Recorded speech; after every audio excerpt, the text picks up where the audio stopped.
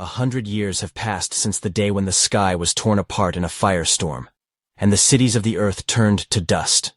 People no longer lived in the sun, built houses, or grew food. They hid in the remains of underground shelters, long designed in case of a nuclear war, but which became the last refuge for the survivors. Bunker 17 was once a secret complex designed for 3,000 people, but now its population has been reduced to several hundred. The walls here were streaked with rust, the air was saturated with dampness, and the light flickered as if it was afraid to go out completely. The power plant, powered by old reactors, was still running, but no one knew how long it had left. The water was purified through rotted filters, turning into a cloudy liquid with a metallic taste, and food supplies were replenished with rare fungi and lichens growing in the darkest corners of the bunker. Mikhail Streltsov, once a surgeon at the city clinic, was now the only doctor among the survivors. His office resembled a graveyard of broken tools. Old scalpels, blunted scissors, bandages soaked in yellowish liquid. The painkillers had long since run out, so the operations had to be carried out blindly, relying on the brute force and patience of the patients. He knew that his job was not to save, but only to prolong the agony, but he had no choice. Every day, he amputated necrotic limbs, stitched up lacerations, and tried to stop the infections that were spreading through their bodies, as if the earth itself rejected their presence. People died of disease, exhaustion, and radiation, and those who survived had to live in fear. No one knew what was going on upstairs, but the stories of the old people were terrible enough that even children were afraid to approach the airtight locks. There was a clear hierarchy in the bunker.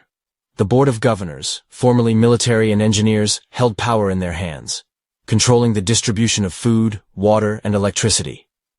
They did not leave their rooms. Their voices sounded from the loudspeakers, jerky, mechanical, as if they themselves had already become part of these old machines. Ordinary people had to obey, otherwise they were simply left without rations. Every day began with announcements. How many resources were left? Who would be sent to the hardest jobs today? Who would have to clear rubble or repair equipment? Those who dared to ask questions disappeared. No one knew what happened to them, but everyone guessed. The scariest thing was that the oxygen catalyst of the bunker was failing. It maintained air circulation, purified it from carbon dioxide and toxic impurities. Without him, the underground city will turn into a stone trap filled with dead bodies.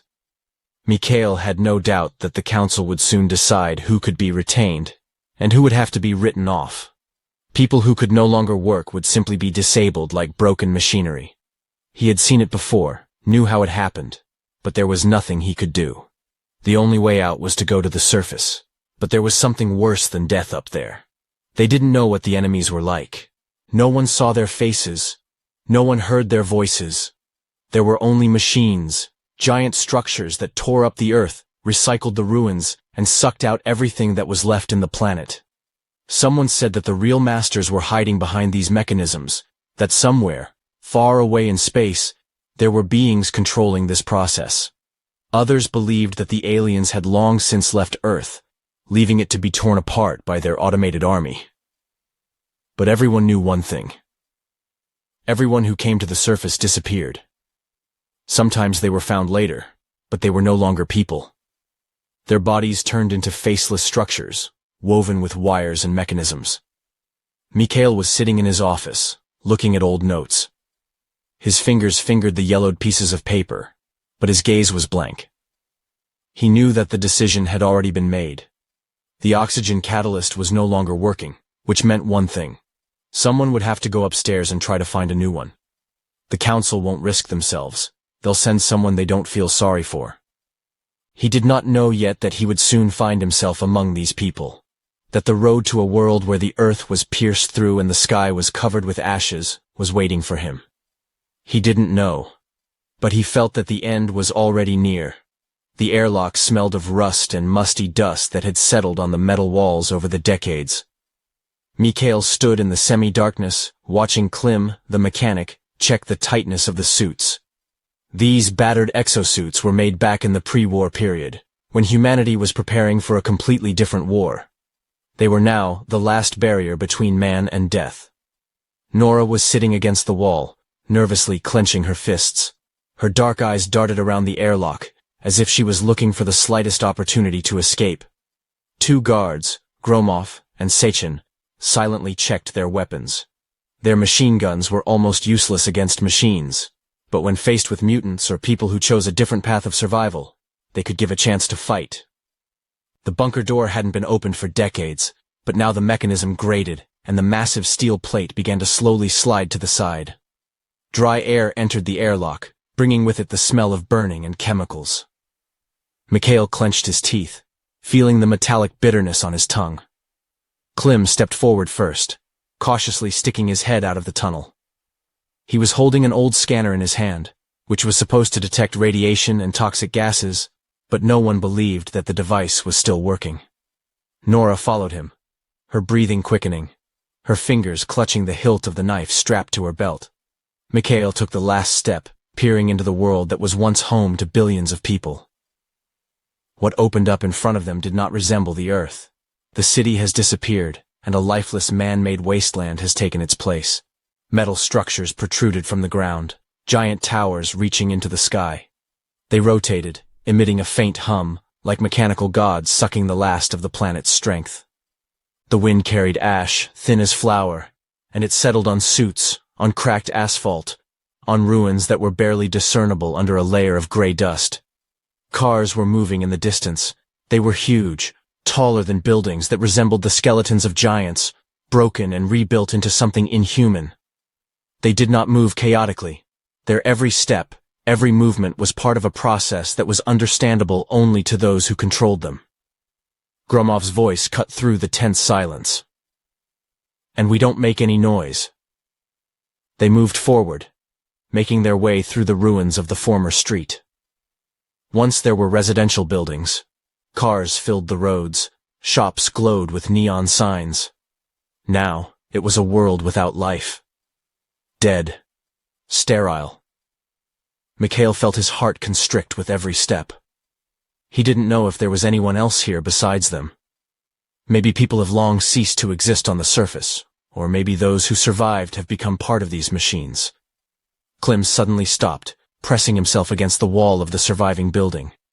His gaze was fixed on the sky. The others raised their heads and froze. A drone was moving high above them, a huge mechanical creature with multiple lenses spinning in a chaotic manner. It scanned the space, its hum echoing through the void. The guards raised their weapons, but Mikhail realized that it was useless to shoot. If they shoot, they will die before they realize what has happened. The drone hovered in place, its lenses flashing, changing the radiation spectrum. Mikhail felt a cold sweat run down his back. A second later, the drone turned and flew on, scanning another part of the city. Klim exhaled slowly. "He didn't see us," he muttered. "Or he's noticed it, but he doesn't consider it a threat yet," Nora added. They moved on, quickening their pace. Their target was nearby, an old factory that had produced equipment for the aerospace industry before the war. If the systems were still working, you could find the necessary parts there. But the further they went, the more Mikhail felt that there was something wrong here. The world didn't look abandoned. He worked. The machines were moving. The drones were scanning. The mechanisms continued their work. It wasn't ruins. It was a living organism, but there was no room for people in it anymore. They approached the factory, hiding in the shadow of the concrete walls. There was no sound except the distant hum of cars. Mikhail looked at his friends. There was determination in Klim's eyes, and Nora looked composed, but her clenched fists betrayed her tension. Gromov checked the magazine of the machine gun and nodded. They were ready to enter. They didn't know what was waiting for them outside the door, but they had no choice. The bunker was dying, and inside this dead factory could be their only hope. Mikhail inhaled through the mask's filter and stepped forward, toward the entrance to the realm of machines. The door to the building was ajar. Its massive doors were corroded and covered with traces of mechanical manipulators. Mikhail was the first to step inside, feeling his boots crunch on the layer of dried mud and debris. It was dark inside, but not completely. A cold light flickered in the depths of the factory. Weak blue lamps built into the walls and ceiling. They were not intended for humans. Their light was unnaturally even, without the usual shadows. In the distance, A dull hum could be heard as the machines continued their work, and this made the world seem even scarier. They didn't know who was controlling them, but these mechanisms couldn't work on their own. Someone, or something, continued to maintain this hell. Clem took out a pocket scanner, trying to read information from the factory's internal network. The screen blinked, and data lines appeared on it. They were incomplete and distorted, but one thing was clear. The plant was functioning, its systems supported processes whose meaning was incomprehensible to the human mind. Nora slowly slid along the wall, pressing her finger to the trigger of the pistol. Mikhail followed her, feeling a cold shiver run through his body. They walked through a long corridor and entered a huge workshop. In the center were rows of glass capsules connected to the ceiling by a multitude of wires. Inside each were human bodies. They were motionless. Their eyes were closed, and their skin had a pale gray hue. They weren't dead, but they weren't alive either. Their hands were covered with scars from surgical procedures, and thin metal tubes connected to mechanisms protruded from their veins. Mikhail came closer, trying to figure out what kind of people they were. At the moment when he almost touched the glass, the eyes of one of the prisoners opened. The pupils narrowed, the lips twitched, but did not open. The person inside the capsule couldn't speak. Mikhail felt his blood run cold. These people weren't just victims, they were sources of resources. They were used to keep them semi-alive in order to extract something valuable from them. Nora staggered back. "We need to leave," she whispered. But it was too late. A metallic clatter sounded in the distance. Mikhail turned abruptly, and his heart sank. Something huge was moving from the depths of the workshop. It was a cross between a machine and a creature, a tangle of mechanisms and organics. It wasn't walking. It was sliding across the floor, its limbs bending, changing shape. Inside the metal case, remnants of human bodies could be guessed. Torn muscles, joints implanted in the mechanism, shreds of skin fused with wires. The creature moved purposefully, scanning the space with red lenses that distortingly resembled eyes. Gromov fired first. The bullet struck the creature's body, bouncing off with a sharp metallic clang. The creature stopped, as if analyzing the threat, and then moved faster. Mikhail managed to notice how long manipulators extended out of his body, ending in something similar to surgical instruments. It wasn't just a sentry device, it was a dismemberment machine. "Run!" Clem shouted, throwing Mikhail back. They rushed to the exit, but there was already the sound of movement behind them. The car wasn't just chasing them. It was controlling the environment. The doors began to close, blocking the escape routes. Mikhail slipped into the passage at the last moment. His shoulder hit the metal wall with force, and the door slammed shut behind him. Gromov barely managed to get through, but Clem stayed behind. "Clem!" Mikhail shouted, turning around. Through the thick glass, he saw Clem desperately trying to open the hatch in the other direction, but the car was already nearby. She rose above him, her arms extended, and in the next second Clem screamed. He didn't ask for help, he just screamed as surgical instruments stabbed into his body. Mikhail watched Clem's body rise into the air, and then the machine began the extraction process. His scream stopped, and in the next second, the glass was covered with drops of dark liquid. Gromov grabbed Mikhail by the shoulder. "Let's go."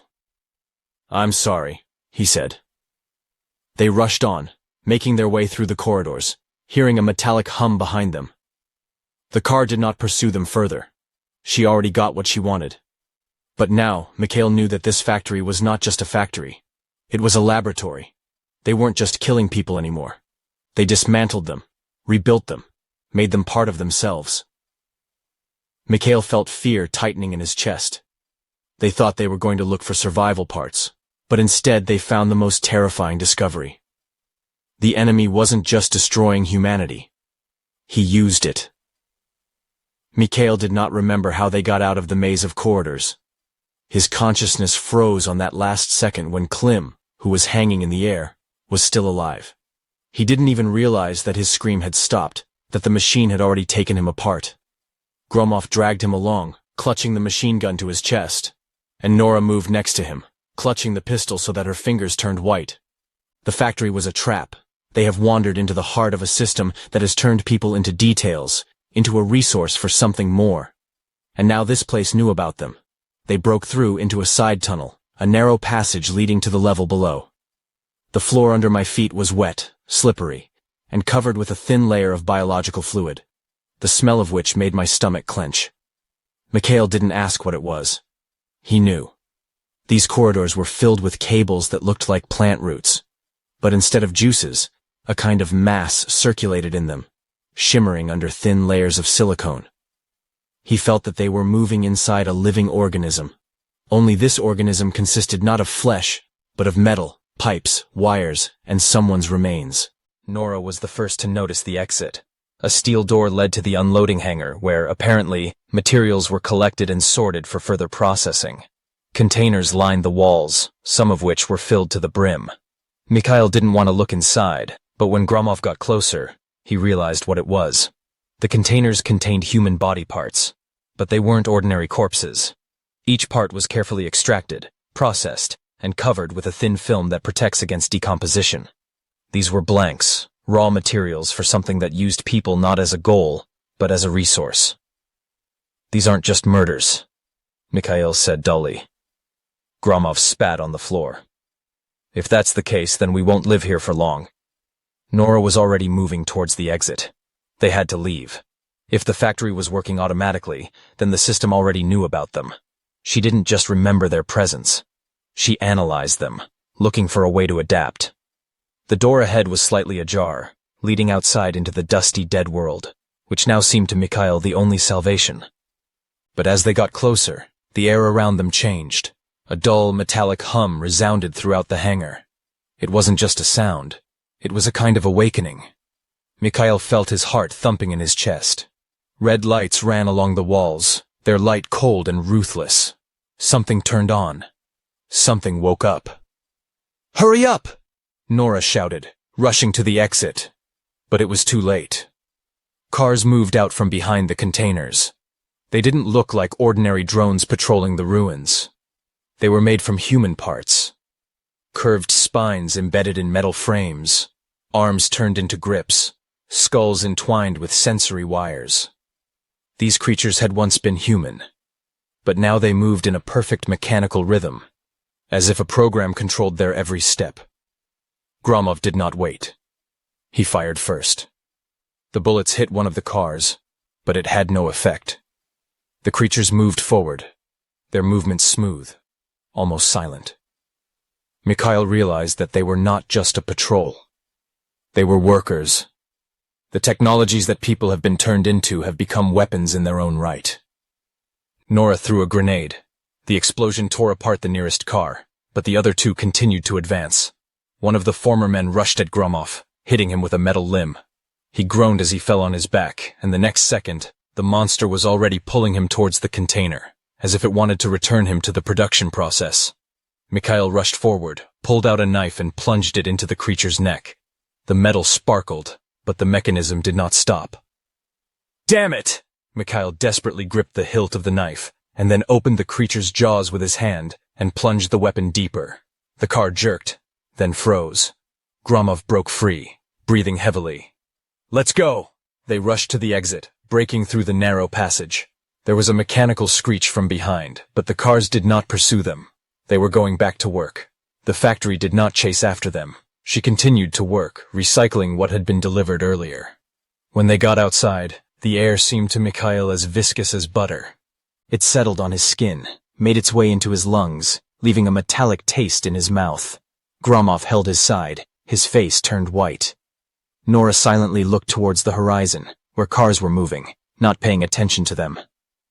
"We need to leave," Mikhail said, swallowing hard. "The bunker is waiting." But now he knew what to say to those who remained below. They thought that only death awaited them above. They were wrong. It wasn't just cars waiting for them. A trial awaited them. They walked back to the bunker in silence. No one wanted to discuss what they saw. Mikhail tried to focus on breathing, but every movement caused a dull pain in his chest. Gromov moved his legs heavily. His side was bleeding, but he held on with clenched teeth. Nora walked ahead. Her gaze was blank, as if she saw something other than the road in front of her. The factory was left behind, but it did not disappear. He worked. Mikhail knew that these machines would not finish their work. They didn't just exterminate people. They used them, collected them, processed them, turning them into something that could not yet be understood. The sky above them was gray, barely visible through the clouds of dust rising from the surface. Once there were streets, parks, and buildings full of life. Now it was a sterile, dead world. They didn't hear any birds. They didn't see any living thing except themselves. Only machines that work endlessly in their algorithm. When they reached the entrance to the bunker, the airlock was already waiting for them. The door opened with a slow hiss, and the cold air of the underground complex hit my face. They went inside, realizing that they had returned to the trap. They didn't bring hope. They did not find salvation. They brought the horror that is now settled in their heads. Mikhail was the first to take off his filter mask, ran his hand over his face, wiping away sweat. Nora sat against the wall, closing her eyes as if trying to banish the memories. Gromov silently examined the wound. Oxygen catalyst, Mikhail muttered. They headed for the control center. The council was already waiting for them. There were 5 people in the room, dressed in clean, albeit old, clothes. Their faces were expressionless, like those who had long since stopped experiencing anything other than the habitual need to survive. Mikhail threw a metal container on the table. Here he is. He didn't sit down. He waited for someone to say something, but there was no response. One of the advisors, an elderly man with gray temples, opened the container, looked at the contents, then nodded to the other. Good job, he said evenly. Is it good? Mikhail felt anger flare up in his chest. We lost Klim. We've seen what's going on there. They're using us. They're taking us apart, turning us into machines. No one looked surprised. This knocked the ground out from under Mikhail's feet. You knew, he whispered. The counselor looked up at him. Of course they knew. There was a deathly silence in the room. Mikhail clenched his fists. And you didn't say anything? Did you send people upstairs knowing that they would die there? Or worse, become part of this system? What did you want to hear? The other counselor, a woman in her 50s, looked at him without a trace of emotion. We need resources. We need the components. We know that there is no life above. We know that the enemy is not just killing us. They recycle us. We've known this for a long time. Mikhail couldn't believe what he was hearing. So you sent expeditions, knowing that they would not return? Some returned. The gray-haired man shrugged his shoulders. Like you. Mikhail looked at Nora, but she just remained silent. Gromov gritted his teeth but did not say a word. We can't change that. The counselor continued. We can only wait. Wait. Mikhail stepped forward. Wait until we're all part of these machines? The counselor looked at him calmly. Yes. Mikhail felt the world crumble around him.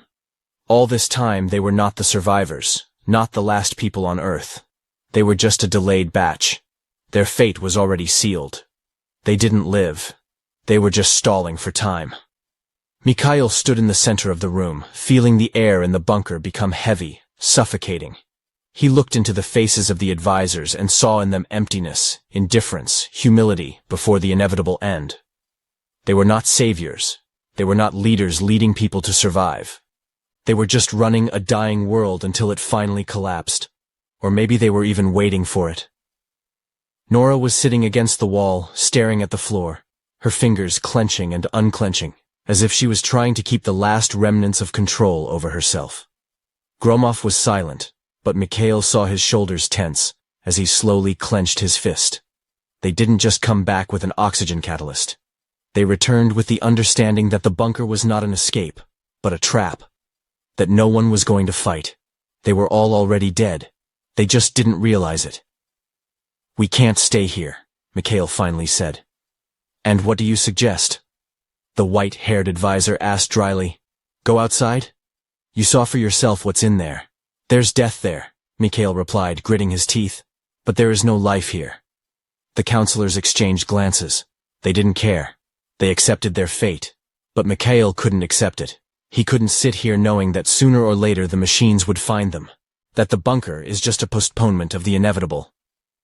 Nora raised her head, her eyes flashing with cold determination. I'm not staying here. And me? Gromov added. Mikhail nodded. He didn't know what awaited them upstairs, but he knew that if he stayed here, one day he would simply fall asleep and not wake up, disappearing into this dying concrete world. They gathered those who were ready to go. There weren't many of them, only 15 people. The rest remained, clinging to the remnants of their familiar reality, to the walls that would soon become their grave. Mikhail did not condemn them. He just turned around and walked to the airlock. When the door opened, the cold air hit my face. The wind carried ash, and the cars in the distance continued their endless work. Somewhere over the horizon, mechanical guards were moving, tracking down new prey. Mikhail took a deep breath, feeling alive for the first time. They went out into a world that no longer belonged to them. They knew there was no turning back. But there was still a choice ahead, in this dead world. They could have died here, in the open, free. They could challenge the machine, knowing they had no chance. But it was their choice. Their last step.